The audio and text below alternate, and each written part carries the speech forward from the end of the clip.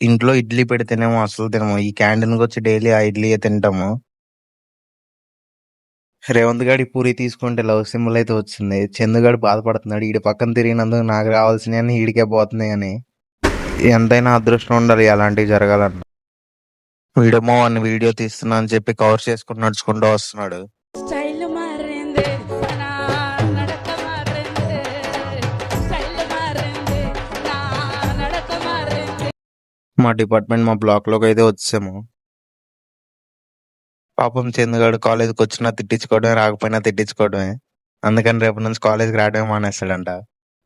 వీళ్ళేమో సైలెంట్‌గా మామిడికాయ ఏసేస్తున్నారు ఉప్పు, కారంతో.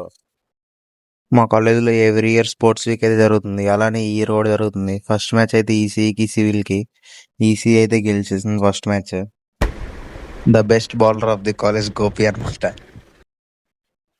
Bowler Tarun and batter Venky రేపటి మ్యాచ్‌కి ప్రాక్టీస్ చేస్తున్నారు ఇద్దరు.